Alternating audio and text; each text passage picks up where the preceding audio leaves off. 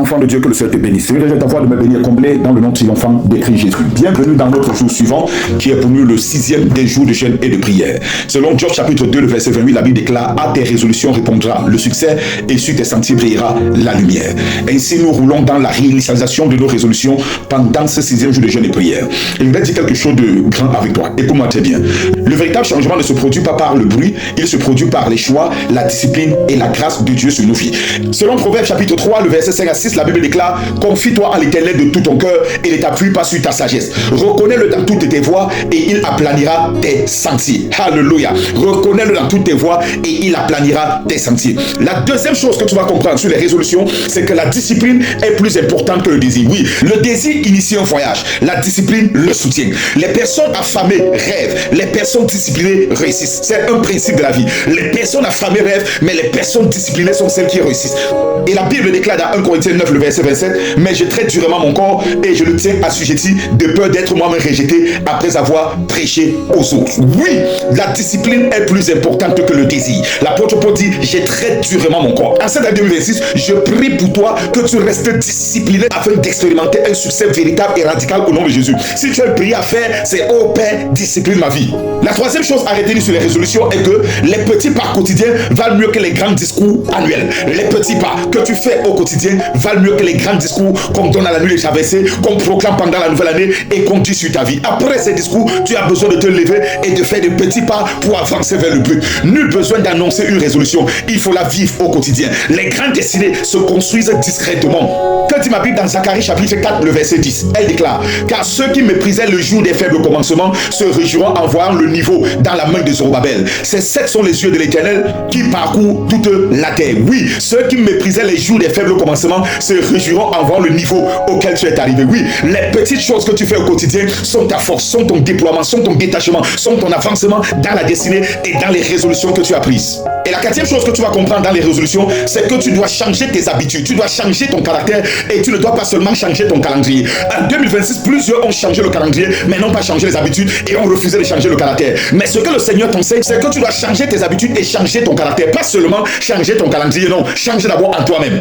Entrer dans une nouvelle saison de sa vie sans changer ses habitudes, sans changer son caractère, est simplement changer de date, est simplement changer de programme, est seulement changer de jour, mais pas changer sa destinée. Mais on change l'ordre de notre destinée malheureuse en glorieuse ou en célébration en changeant notre caractère et en changeant nos habitudes. Selon Romains 12, le verset de la Bible déclare: ne vous conformez pas au siècle présent, mais soyez transformés, la métanoïa, par le renouvellement de vos pensées, afin de connaître quelle est la volonté de Dieu, ce qui est bien, ce qui est agréable et ce qui est parfait. Si tu as une prière à faire devant le Seigneur en cette saison, c'est: Seigneur, aide-moi à me débarrasser de mes mauvaises habitudes, aide-moi à me débarrasser de ce mauvais caractère. Et je sais une chose, pendant que tu pries ainsi, la bonne main de Dieu sera ton partage au nom triomphant de Christ. Dis-moi le mieux, dis amen.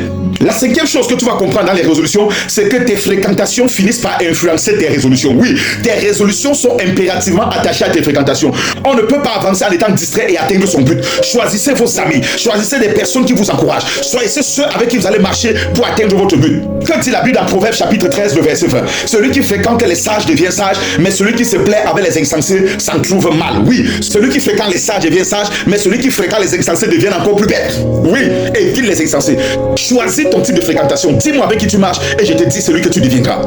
Et si j'ai une prière pour toi, c'est de dire: oh Dieu, change mon entourage. Bâtis des hommes et des femmes qui seront autour de moi comme des murailles fortes, qui seront comme des colonnes autour de ma vie, afin que je puisse accomplir ma destinée au nom triomphant de Jésus.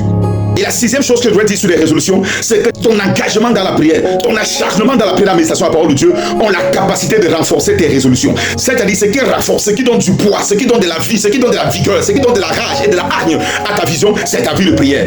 Car plusieurs résolutions échouent, mais c'est la prière qui donne la grâce et la force de persévérer. C'est la raison pour laquelle il faut toujours confier ses projets à Dieu, afin qu'il te donne la grâce et la force de persévérer malgré les adversités. Et ma Bible déclare dans le livre de Somme 37, verset 5: recommande ton sort à l'Éternel, mets en lui ta confiance et il agira. Recommande ton sort à l'Éternel, mets en lui ta confiance et l'Éternel agira. Et si j'ai une prière pour toi, oh Dieu, soutiens-moi et agis dans tous mes projets. Soutiens-moi et agis dans tous mes projets au nom triomphant de Christ. Oui, c'est ma prière pour toi. La septième chose à comprendre sur les résolutions, c'est quoi? C'est de ne pas se contenter des résolutions qu'on a prises, mais c'est d'agir, c'est de passer à l'action. Oui, plusieurs prennent des résolutions, mais ne passent jamais à l'action. La septième chose à comprendre, c'est qu'après avoir pris ces résolutions aujourd'hui, il est temps que tu passes à l'action. Rien ne fonctionne sans action. résolutions. Les résolutions d'une nouvelle saison de ta vie exigent de la responsabilité, pas seulement de l'enthousiasme. Que dit ma Bible dans Jacques chapitre 2, le verset 17 et au verset 18? La Bible déclare, il en est ainsi de la foi. Si elle n'a pas les œuvres, elle est morte en elle-même. Mais quelqu'un dira, toi, tu as de la foi et moi, j'ai les œuvres. Montre-moi ta foi sans les œuvres et moi, je te montrerai la foi par mes œuvres. Oui, tu dois te lever et agir. Les hommes qui agissent sont des hommes qui ont la foi. Aucun homme ne peut dire qu'il est un homme de foi s'il n'a pas la capacité ou s'il ne se lève pas et agit. Face à chaque résolution, ce qui montre ton acharnement, ce qui montre ton engagement, ce qui montre ton désir de réussir